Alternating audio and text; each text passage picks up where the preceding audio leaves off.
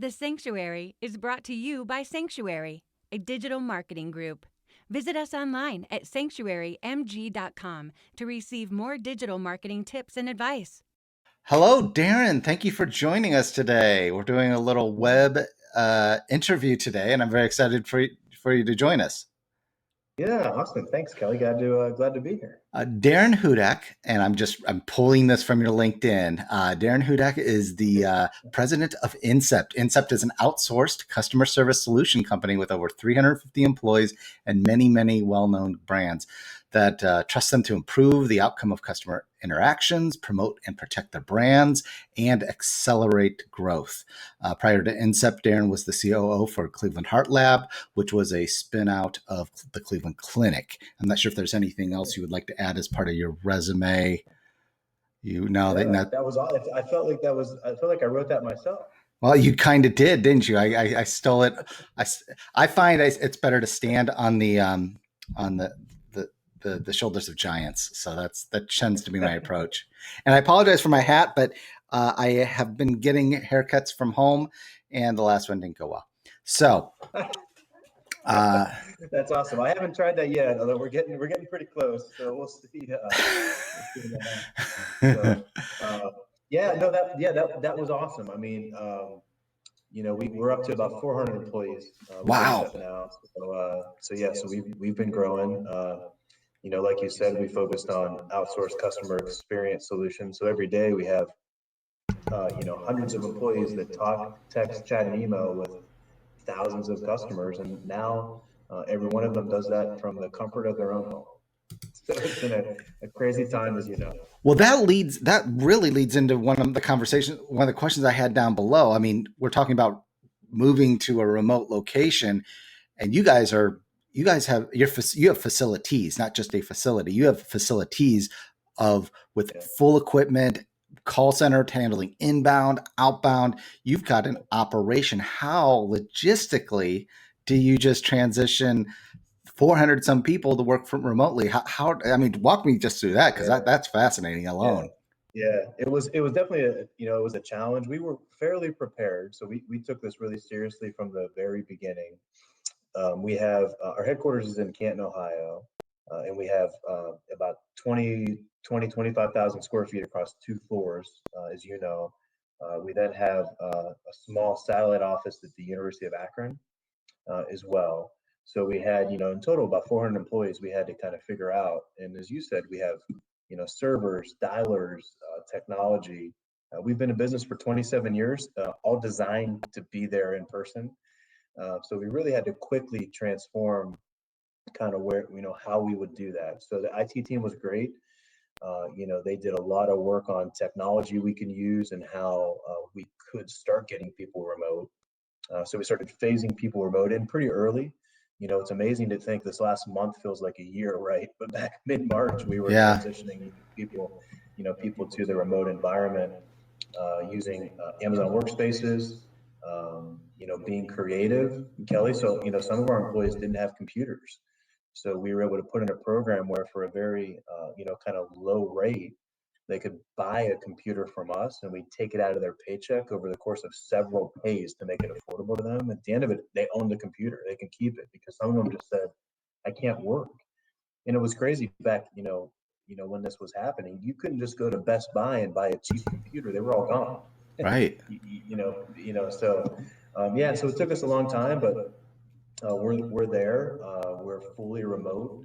We had to put in some new policies and procedures. We've even hired some new people, Kelly, here, and trained them in a 100% virtual environment, which has been, challenging but fun to work through. So, yeah, that alone. I mean, I probably could spend the next hour alone just going over the logistics of that. I mean, that's impressive. I mean, even just the computer, that is pretty innovative. That reminds me of Amazon's approach to the home delivery, of helping them fund their own business and set up their own. So I think that is really impressive. And the fact that so many of the team members took you up on that offer. So that's pretty impressive. Yeah, our goal was to not leave anyone behind. That was what we were worried about, was, helping them get through it. A lot of them had to go get internet connections for the first time. It was just, as everyone, it's been a crazy time. But right now, 400 employees, all remote, and we're able to support our customers. Wow, that is amazing. Like, again, that kind of jumps to the end. You know, what does that leave for the future of communications and telecommunications for a distributed work environment? I mean, I want to talk with you about how are we reaching clients when everybody's quarantined at home.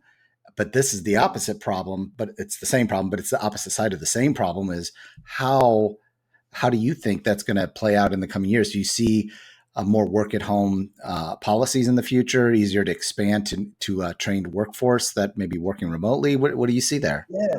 Yeah, for us, it's super interesting to think about, right? Because on one hand, I think you will see more flexibility in working from home.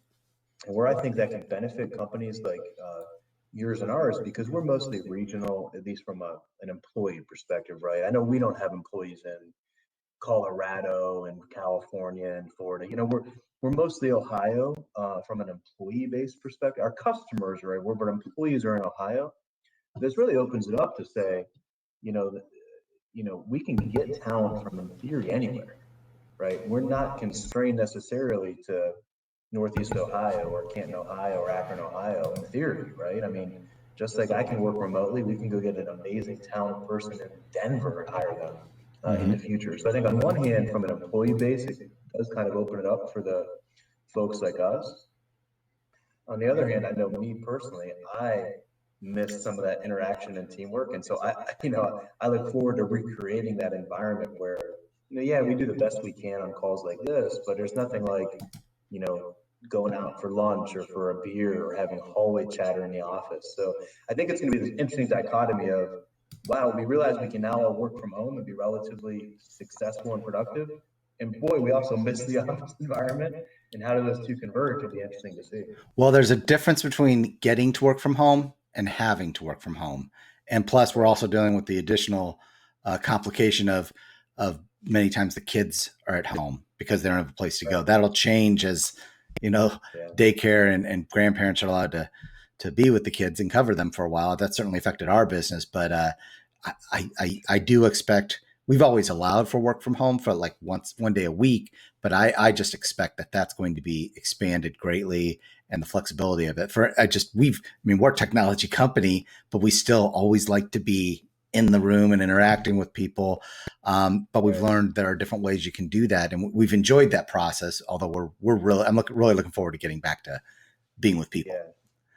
Kind of same for us, like, the video conferencing, like you and I wouldn't have done this a month ago. If we were to do this, we'd have probably just called each other. Right. But now I'm looking at you in your home, you're looking at me in my home. It's different. Right. And I think we're getting a better interaction. I'm even just trying to the first time we met was at your office and going through it together. And there was still that obstacle of getting on the clock, getting on the appointment. You and I exchanged emails and said, hey, would you like to do this?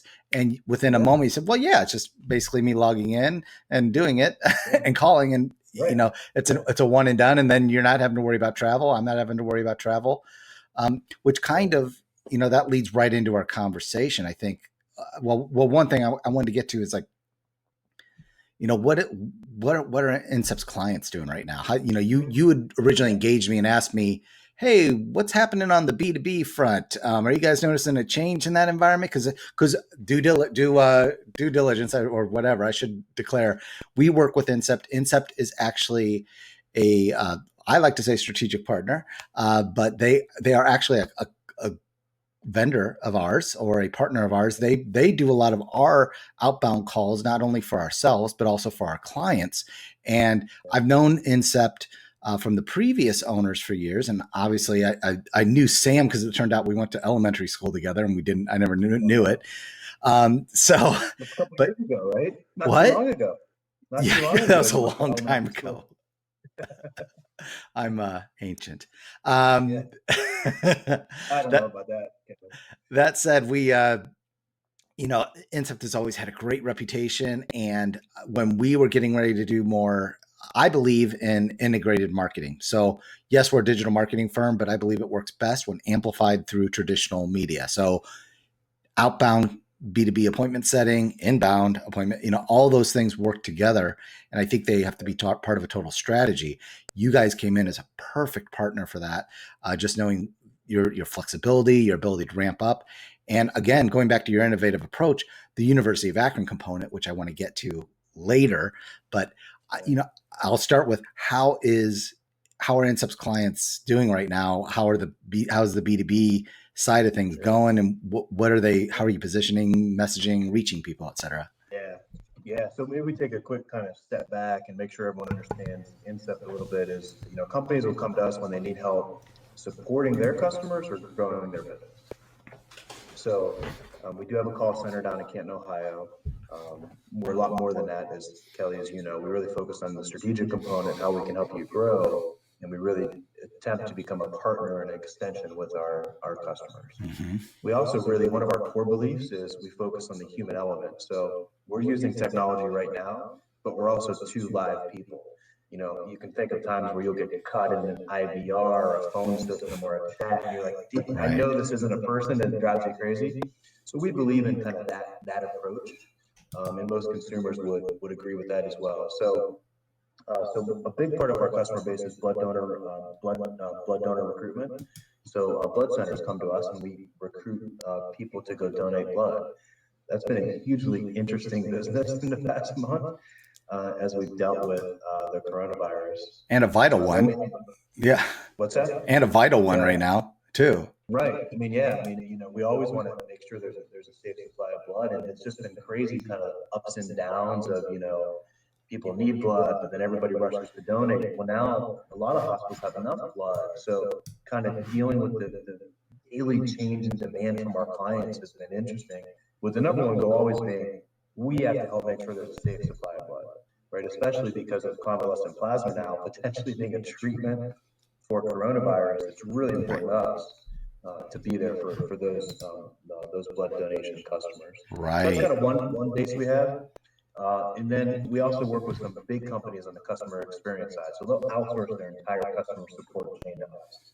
Phone, text, chat, email, whatever it may be. Work with some really big brands there. And Kelly, we've seen kind of both. We've seen people that have so much more demand than they used to, right? So think about a food service delivery company. Their world is now much different than it was a month ago because everybody is getting food service delivery. Mm-hmm. Versus if you were to work, we don't, but if you were to work with an airline, for example, their business has radically been impacted in the other direction. So that's one part of our business. And then the B2B space is important as well. We work with businesses of all sizes, kind of small to big. And I would say that's been similar to us. We've seen some businesses come to us and say, man, we're growing quick, help us do that. And we've seen other businesses say, well, we're dealing with a bit of a slowdown, but man, we don't want to pause too much or slow down too much with you, because at some point, whether you can May, June, or July, or August, at some point we're going to pop out of this, and those businesses all want to grow and they want to grow quickly. So for us, it's been some businesses have slowed down, but they really still want to then say, well, then let's do a good job of list building and how do we get ready for when it kind of comes out. So we've seen the gamut, to be honest, Kelly, of businesses kind of slowing down and speeding up. And I should say, one of the things we are getting ready to do, we thought it made sense just with our messaging and the fact that we couldn't do it because we're doing appointment setting with you. We paused just during the crisis period, just because we didn't think on our messaging it made sense to be we didn't want to be the people just still calling and trying to sell our business as usual type of thing until we figured out how to have that conversation and help people. But, in a recession, which I don't know your thoughts, but I, among most people in the world, believe we're in a recession and it's going to officially be declared at the end of June. So in a recession, those companies that do market and they market smart and aggressively, those are the ones that gain market share, they grow, and they have a better chance of surviving that recession. The ones who pull back thinking it's a line item to save, they're the ones putting themselves and their employees and their clients at risk. So we are going to be eating our own dog food, and I expect we'll be ramping up call operations, I think we're planning on March 1st, so I have to check with Lauren of how she's got that scheduled. But we have every expectation to be firing that up, because once the businesses are ready, once we get past kind of the stay at home, I think that's when we're going to be free to have that conversation. So I think there's huge opportunity, and that's what we should be preparing with you right now, as well as our customers, of how do we prepare so that when that time hits, we hit the ground running. And I think you guys are basically saying there's a lot of people that are still working and having success with it, but there's also a lot of people preparing. For sure. I've told every employee of ours, and I firmly believe it. Our goal is to come out of this stronger than we entered it. And, we want to help our customers do that as well. And certainly there's, every business is a little bit different. I think a couple-week pause there was really smart on some people's part, especially yours, because I know there was a 2-week period where, for me as a consumer, if I got a phone call, I was upset. Like, don't bother me. I'm trying to, keep a business afloat in the middle of a huge crisis. Now I think it's kind of starting to become the new norm. So I do think it's really time for a lot of folks to ramp back up. But during that time, other companies that we work with, Kelly, they'd say, well, let's invest that time in list building. Let's understand our markets better. Let's figure out what's growing. Let's figure out, if we need to pivot, now's a great time to figure out how we're going to pivot coming out of this versus, waiting to figure that out. So there's no one size fits all approach, other than I hope that, yes, the economy is going to be down, but our goal and my goal of everyone we work with is to help them grow coming out of it. I like that, because we do our own list building. So we were very much in the same. We're running a parallel track. You cover the execution side for us, and so I do think for the companies that could get past the initial shell shock, I think, like you said, for 2 weeks, if somebody would have contacted us and tried to sell, they did. When people contacted us and it was the same message, or it was just one. I actually physically had the phone calls going to my cell phone at first, all the office calls just because it was the most logical step to happen. That just opens your eyes to how many people are just not really paying attention to good marketing. And I think list offer creative, and right now the list didn't make sense. So we wanted to really make sure, and what our strategy is. I think it also provides companies with a great opportunity for analysis, was my point. You're taking those companies that may have paused. They're not pausing. They're pausing outbound. They may be pausing calling and execution, but they're revising their strategy and really getting ready to go out smartly and improve on what they've already learned, because we know there's a game plan for a recession. We know that recessions, many companies grow, and it's the companies that figure that strategy out. No doubt. Yeah, that's a good clarification, Kelly, because pausing outbound calling for a couple weeks certainly made sense. But a lot, you do a lot of your own strategy work. A lot of our customers rely on us to help them with that. Yeah, and that's what we've been really hunkered down doing the past couple weeks with them. That's great. And I think one of the other things that we, as things start to open up, what are you expecting to see from the client side of things? How are they going to be, staging that rollout? Are you planning to bring people in right away, or are you going to phase that in based on the government? Yeah, that's a super interesting question. So on the client side, I'd love to have these discussions with clients because we want to partner with them. So I always ask them their external view and how they're responding to it as a business. And the truth is, nobody knows exactly. And time, what's been super interesting to me is information's changing so fast. You feel like you have a handle on it, and then the next day, we both live in Ohio. Mike DeWine's going to come out and say, "Well, we're going to start getting movie cans." Like, well, wow, how do you respond to that really quickly? So on the customer side, it's saying, how do we help them kind of say, what is your external view, and what process can you work through to help figure that out? On our side, to me, it's we got to be smart. And we have to listen to state of Ohio, CDC, kind of phase in. I want to phase in from a couple different perspectives. One perspective is if our customers need us in the office, then I want to prioritize that work. So why a customer might need us in the office, Kelly, would be some compliance considerations. Oh, we have some safeguards in the office that we can't replicate in 400 homes. Yeah. Whether it's video, you know what I mean? So there could be some of those scenarios. Then for me, and hopefully this helps some people that are watching and listening, is it's kind of segmenting some of our employee productivity. So, some employees are more productive in the office than at home, and we have, the metrics to show it, right? Because we have the productivity metrics before they went at home, and then the productivity metrics while they were at home. So if I'm going to prioritize which employees do I want in the office, I would say the ones that are more productive in the office, right? That'll allow us to do better kind of social distancing and say, how do we keep people separate? How do we phase them in? Kind of those things. Those are a couple ways I'm thinking about it. But just like you, I heard Mike DeWine yesterday for the first time say, hey, we're getting a little more aggressive in terms of how we're thinking about reopening the state. Right. Which again, I think is heartening on many respects, but it did spawn the conversation as quickly as we had to react to customers. I was getting, I think he paused on a Friday. He said, basically we're doing shelter at home. I was getting texts and calls Saturday, Sunday. Hey, we got to get this messaging up on our site.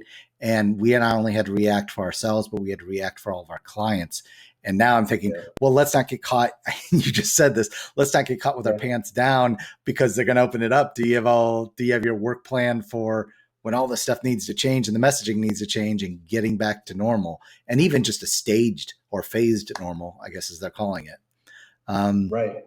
That's pretty. I was shocked, Kelly. I don't know, how much I went out for the first time yesterday, about a week, how different the world is. Grocery stores, they're radically different.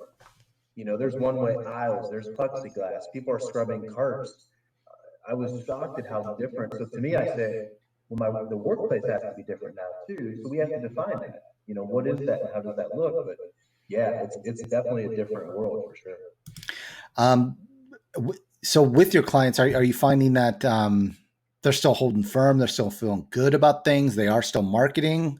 Or is there, what would you say their fear level has been up to this point? Kelly, it depends on industry to some extent, I would say. Some are have slowed down, so they've been more nervous, and they'll say, how can I pull back spend but be smart coming out of it? And our job is to say, well, we want to help you do that and also help you be smart coming out of it. It's just the ones that have been growing quick are the interesting ones. Just a lot of companies now, if you go to their website, they'll say, hey, we have more demand than we can handle. Please be patient. So we've kind of given them approach to say, well, you have to quantify that first, look at time of day and then prioritize and then start to build some content. But if you think about, Grubhub or food service, or even like the Giant Eagle carryout, like people are now emailing and texting and wanting to call them more than ever before. So we've just seen this mix of people. So we've tried to say, if you're in a good spot and you're growing, good for you. Here's kind of a framework to follow to figure out what do you do with that increased demand. Do you go hire a bunch of people? Right. Do you go to a temp agency? Do you have to go to an outsourced agency? The answer is different kind of based on your individual circumstance. I mean, the level of innovation that I have seen in the marketplace of people, like, first of all, just the fact that things like Grubhub, things like Uber Eats, and Instacart, which does grocery delivery, those existed before. In fact, my wife had found Instacart probably like 6-7 months ago and was raving about it. The fact that it would become such a huge and permanent now part of our lives and a lot of people's lives of this is a much better way to get things done. So the innovation that I think a lot of old school, we've always done, grocery stores have been around forever, but the innovation that can always still happen in those types of industries, yet still serve the base as they needed and as they've always served. It's fascinating to me that people can always change, and these things can force a different type of thinking and even a new industry, so people can grow and be very successful in these times. Right. Yeah. One thing we've done, Kelly, you and I have talked about the lunches. We used to have networking lunches. Right? So we'd invite 10 or 12 people in. We talk about B2B lead generation. We go to some great restaurants in the area. We've done it in Cleveland. We were going to Columbus. We were going to Pittsburgh. You remember this, right? Yeah. And that's upside down now. So what we've done is a lot of people are doing these virtual events or these Zoom meetings. But what we've done with a little bit of a different twist on it is we're buying people lunch. So we're getting them a DoorDash gift card and saying, we're going to give it to you the day before. Order yourself lunch. Let's still eat together. the best we can just in this new norm. So that's been pretty Wow. well received to try to take that virtual. That's a pretty interesting idea. I hope nobody steals that idea from you Right. and does that. Yeah. See, I'm just here to steal all the ideas. Welcome to it. Just give me a DoorDash gift card while you're at it. You got it. I probably owe you one anyways for doing this conversation here. So one of the things we started off with B2B on that and lead gen. And the way I was introduced to it was the Taylor Institute at the University of Akron has had this call center that's been there for as long as the Taylor Institute was there. Taylor Institute was funded by the founder of Infocision, Gary Taylor. And they put this call center, and it pretty much laid fallow for years. Nobody really was able to pick up the mantle of that and get that going. Even Infocision, who really, quite frankly, founded it through the private institute. Incept was the first, and I think the only one who was able to successfully use that as one, just an education tool. What I love about it is, okay, you have this call center. It's built. It's on premises.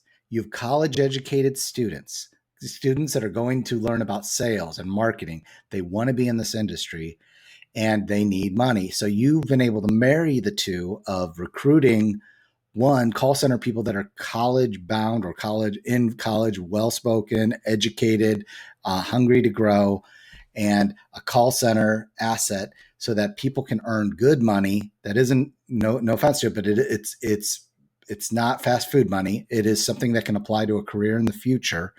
And that type of ability to marry those two and really the programs you've run for us have been very successful. We've been very happy. Granted, it has to do with our strategy and the fact that we're marrying with digital, and because our team is probably the best in the world, as I think you've said many times to me in private. All the time. You're quoting me right now. I think that was on your LinkedIn page too. Right. But that said, the program has been very successful, and could tell us a little bit more about how that program is running, and you alluded to it earlier, how it's worked since the school shut down. Yeah, it's been interesting. So the first thing we had to do is we had this old stigma, and you actually mentioned it yourself because that room has been there a long time, of a call center. Yep. So what's interesting is some college students a lot of times have a negative perception of a call center and don't want to work in a call center.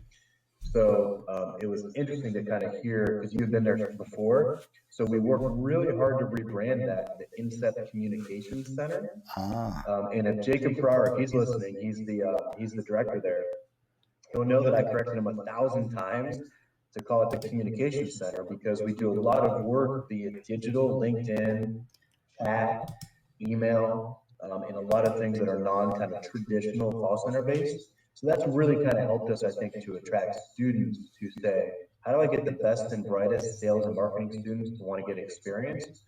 Well, let's go work at the Communications Center, where we're going to learn, how do you contact B2B companies? How do you set appointments? How do you get their interest? The students I talk to, I always say, hey, if you want to be in sales, there's no better place to learn than trying to get someone's attention over the phone in a 1-minute conversation, right? Because you have literally seconds to get their attention before they're ready to hang up on you. And that, rejection of being hung up on, you change your script, you change your cadence, you change the inflection of your voice, man, that's going to help you all throughout your career.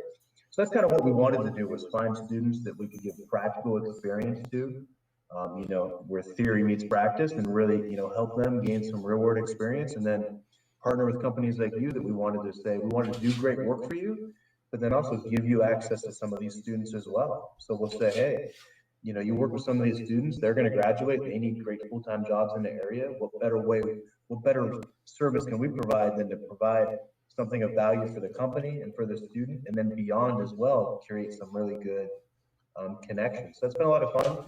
So it's on the 5th floor there at the Polsky Institute at the Taylor Building. So you can literally take an hour break between classes, go work, go to your next class, and come back. I love that. And again, it adds that little mental break for them, quite frankly, because I'm old school sales too. It's smiling and dialing gets you the appointments. And that's what we've been a part of it. And I think you're just so right. If they want to be a marketer, I think you need to know how to sell. And if you need to know how to sell until you've faced and you've kind of inured yourself to the arrows of people telling you no and dealing with that, it's the only way to get past that and understand how to have a real conversation with someone without coming off so poorly, like so many calls that we get. And I also want to call out the fact that the scripts that you guys have helped us with, the B2B that you've helped our clients with, this is not the kind of cold calling where we're getting robocalls. It's not the gross kind at all. We are talking, it is true B2B, interest level targeted. It should be a good engagement that happens on that level. So I also like that because I feel like the level of a person that we're getting with that is able to have that dialogue, even though they're young, they're able to have that dialogue differently than someone where I don't want to speak poorly on anything, but we've all had those calls where it's obvious there's that weird 10-second pause before it connects. And then there's hello. And it's the language barrier. It is not good if you can't completely engage with them quickly on that. So I think that has been one of the best things that I think I've appreciated about it is just the technology that you guys have put in place to make sure that it's a good connection and the communication level that you've put in place as far as the people, which I think is in the end the most important thing. So that's an endorsement from both anybody with kids going to the University of Akron and want good education and a good job, but it's also for any clients or our clients who really want a good B2B resource. That is an excellent way to do it. And I got to say the cost is not killer for us. So I appreciate the budgeting work on that. You guys have helped on that. Publicly available on your website, I believe. Yes, you got it. Yep. Yeah. And we, some of the students have just gone on and, even just in interviews as they go on to other full-time jobs, if they don't come work for you or for me or for someone else in the area, they're going to interview and the experiences they gain are so valuable. Tell me about a great sales call. Tell me about a bad sales call. Tell me about a time you got hung up on. They have all these experiences to draw from that make them better.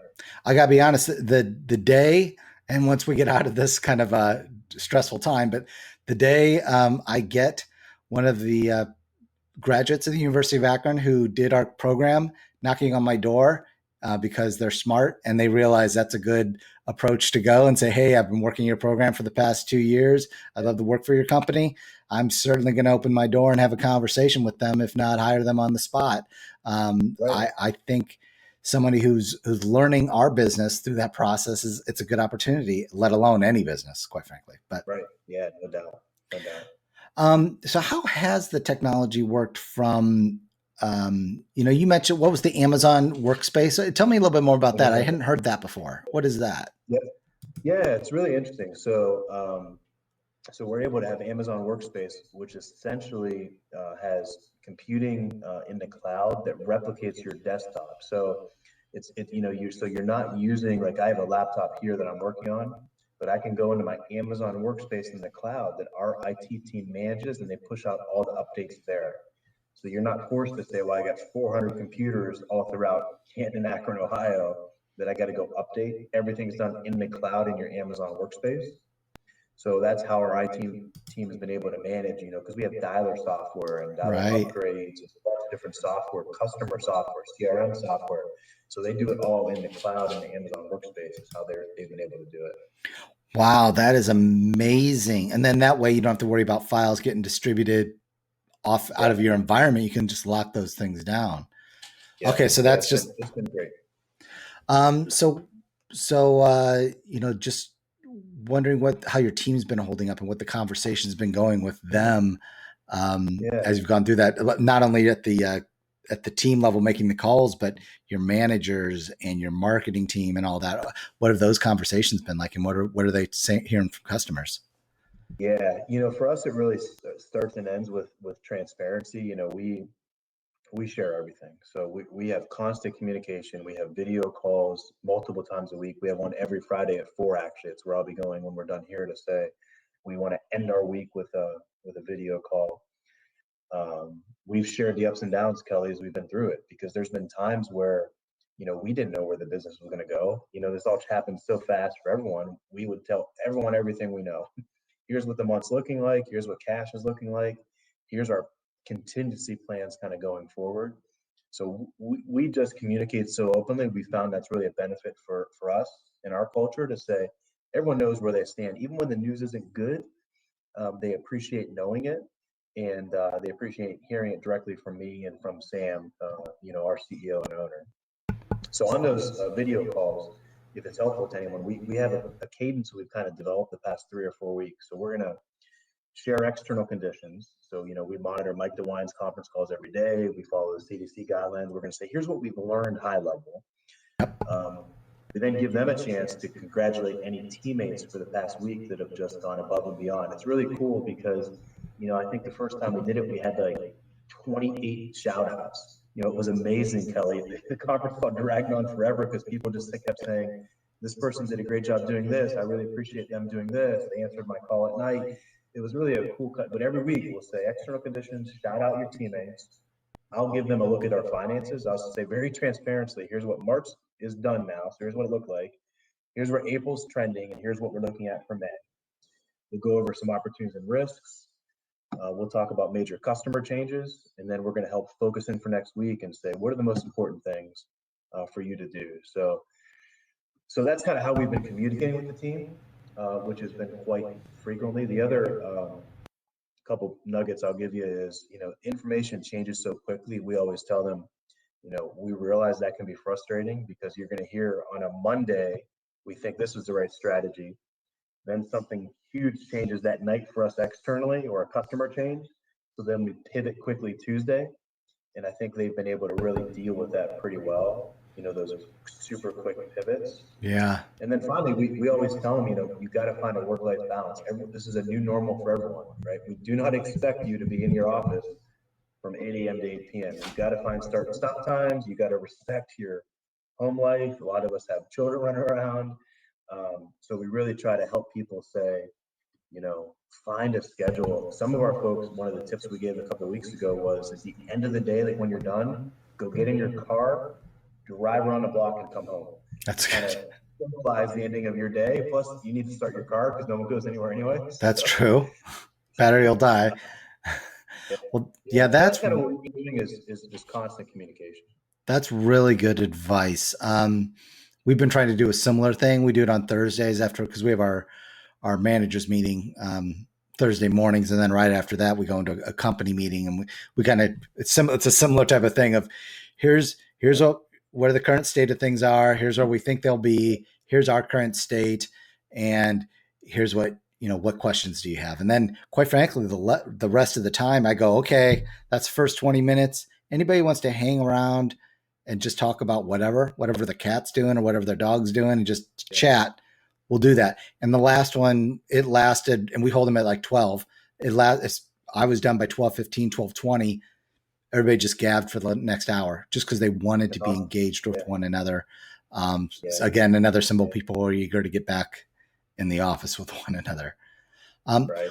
Well, thank you for doing this. I really appreciate it. I've learned a lot. I think what you guys are doing is excellent.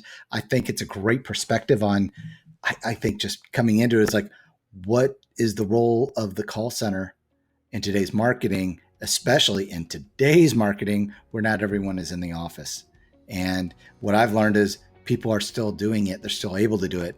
And those that aren't are preparing that this is a short-term thing and that people will be able to be actively engaged in their telemarketing activities in a couple weeks here. So it sounds like you guys are ready to do it. All right. Thank you so much. Yeah, we're ready. Thanks for having me, Kelly. I can't wait to unveil your new haircut. Thanks again for being here with us, and we hope you enjoyed this episode of The Sanctuary. Check back often and visit us online at sanctuarymg.com for more tips and advice around digital marketing and how to grow your business. Have a great week.